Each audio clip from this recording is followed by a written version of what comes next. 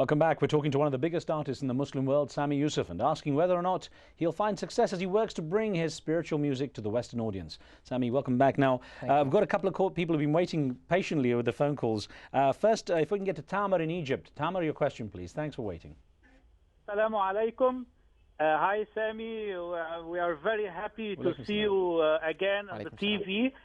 I'd like only to ask you about your next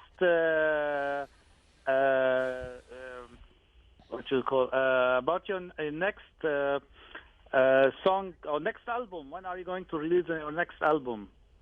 And it took a lot of time, I think. Thank you so much, Tamir. I think part of the reason was because for the past year, 2008, I've had some, well, I have my legal books are this thick, you know, it's like the size of Mathnawi, Rumi, it's huge, you know, and we've just had a few issues here and there, and I've just spent the good part of 2008, unfortunately, dealing with this issue. And one day I woke up and, oh really, my album's out, you know, I was just completely shocked. But hopefully I'll have my album out within, the real album, within a month and a half, God willing, and it won't have all of the songs that were on this Without You album, because some of the songs that were on there were in fact experiments, you know, because an artist sings like, usually singers sing 30, 40 songs, they record 30, 40 songs, and then they choose 9, 10. And some of those songs, like for example, Meri ha ha he, Meri ha he means, it doesn't mean anything, you know, that's just my cue. It's just for me to know that there, you know, there should be some Hindi, you know, there should be something with meaning. And you know that, you know, there are demos, and a lot of them, a few of them are actual experiments, and were probably not meant to be released. Right. Like I say, the making statement did say that they were fully done, and of course you've got your new work now, your crossover work in the pipeline. So I'm sure you'll be very, very careful about what you want to do with that. Absolutely. Let me get Muhammad from the UAE on with a question. Muhammad, go ahead. Assalamu alaikum. Sami, Martin Luther King said, we all have a duty to change and transform neighborhoods into brotherhoods. Do you not see, for community cohesion, we're doing a conference in London this summer, where you'll create a record based on community cohesion, change neighborhoods into brotherhoods? Thank you. Jazakallah khairan. Oh, yeah, God bless you. And how are you, in terms of, you know, your work to try to bridge the East and the West, are you finding, I mean, people talked about an era, certainly with the Bush administration, that people were further apart. Do you feel there's hope in the air? President Obama has been elected, you know, the first black president. I think it's a new dawn. Honestly, I was so happy watching the news with Obama giving a speech. It's a new dawn, it's a new era, and let's just see what's going to happen, you know. It's exciting. It's an exciting era we're in. It's a little bit, of course, you know, everyone's suffering because of the economic, the crunch, but you know, it really is. You know, there's a lot to look forward to. Of course, there was a real tragedy recently with the clashes between Israel and the Palestinians. Absolutely. Of course, a large number of people killed in Gaza. And tell me about this track, Palestine Forever, which you released as it's basically a free track that is dedicated to the victims, especially the children. Yeah. Tell me where that idea came from and how people get the song. Honestly, I recorded the song in 2002, arranged it, and sang a demo vocal, which is unfortunately on this album that's been released. But I never got round to actually releasing it, because I just felt like the lyrics were, you know, the original lyrics, some of the lyrics, I didn't like the words. I felt like something could be replaced, and it was more or less a demo.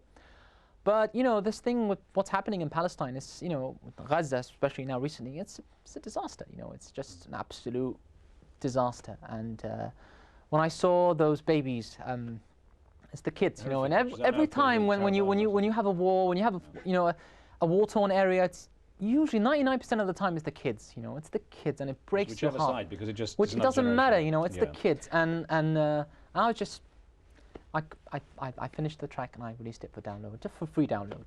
Darfur was another area which you were focused. You went there, another place that went through an absolute tragedy. You're still going through a tragedy. Yes. What did you hope to achieve there? What do you feel you achieved there?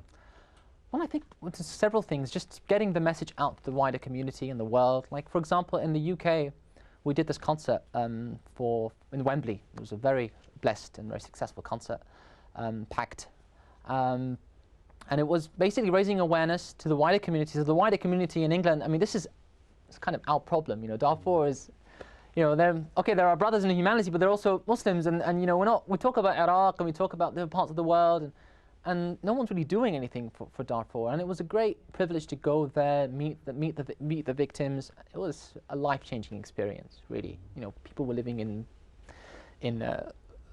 bamboo style houses, you know, built on the bamboo material, and it was just really heartbreaking. Really. It's important, you know. I know you. I know you personally from your experience. You like to think you can do a lot as someone who's got a high profile and celebrity. You can do a lot in other areas, such as Darfur, such as the Gaza victims, and so on. You're also doing work as the first global ambassador for Silla Tech, which is a project to basically create a large-scale job creation project for young people. What's your role in that one? Well, I've been asked by Her Highness Sheikh Al-Moza of Qatar to be the global ambassador for Silla Tech. It's a great honor, great privilege. There are some really top, high-profile people involved in it, and the goals and objectives are, you know, noble is an understatement. It's just fantastic. They're doing a great job. I think we're starting off with 6 countries where we provide business and help to solve unemployment and provide macrofinance and microfinance to young entrepreneurs and it's everything to you know, just building a business plan for a few young people who want to do business, want to get into business, providing a business plan, showing them how to do it, and to providing the actual finance. Sometimes just a small loan can do so many things, and it's just a great privilege being involved with it. It's fantastic, and you can go on the website and find out more about it. Silla Tech, I think SillaTech.com. What an embarrassment! I don't know exactly, but it's SillaTech.com, and they can find out everything. And you actually, I mean, do you enjoy that? Because you travel quite a bit with obviously taking the show on the road, big productions you do. Do you enjoy the being on the road part of it? Yeah, it's great. You know, some people they perform. They don't like to take instruments. They don't like to take musicians because it costs money. You know, I just, you know, I don't care about those things. I just want to go and perform, meet people, you know, interact with different people, different cultures, different, you know, different people, and it's wonderful. It's the best part of being a singer and artist. You know, from a musical point of view, it's the best and presumably quite a contrast from what you do in the studio, which is literally reworking material over and over again, the real meticulous stuff. Once it's on stage, it's live, it's out there. You can't really change anything. No, you can't. It's just one of those things. That's why I always had a problem with live performances, and I said, look, I don't want to perform live. I don't want to, you know, because, you know, one guy plays one wrong chord, the keyboardist plays the wrong chord. I'm like, it's very unprofessional of me, but it's just me. I'm a perfectionist. I look at him and I don't want to play anymore, you know, what are you doing? But thank God I've got a really good set of musicians, and they're fantastic, some of the finest musicians in the world. Let's squeeze in a call from the UK. Taimur, your question, please. Hello, assalamu alaikum. Welcome, salam. Go ahead with your question. Hi. I wanted to ask a quick question. Brother Sami Yusuf, you're liked by and listened to by Muslims from all over the world, from different ethnic backgrounds and different religious affiliations. The age and era we live in these days, especially since the invasion of Iraq, unfortunately the sectarianism between the Muslims has shown its ugly head, and I was thinking you're in the best position to build bridges between Muslims from different sectarian affiliations, because after all, like the Prophet Muhammad, peace be upon him, said, we're one body, we're one ummah, and if one part hurts, the whole body feels the pain. Taimur? Yes. Taimur, to give Sami a chance to answer, it's interesting because it's true. It's not just the East-West divide or the Muslim and the West divide or whatever. It's actually within the Muslim community too. Honestly, the root problem as an ummah, when you look, in my opinion, the root problem is not from the outside. It's not the Americans or the way. You know, that's what the conspiracy theorists out there. The root problem is ourselves. You know, we have serious issues. You know, and it's a lot of it's to, you know, jealousy. Not wanting the best for your brother, you know, not wanting, it's just petty, stupid things that exist within the communities. Let's hope we can build some bridges through music as well. Sami Yusuf, a pleasure to talk to you again. Thank you so much. Thank you very much. Thank you. God bless you. Thank you. All right. And thank you for being with us. On Monday's show, we look at Venezuelan President Hugo Chavez's attempt to stay in power. That's it from me and the team. Before we go, we'll leave you with a little more of Sami Yusuf. We'll see you next time.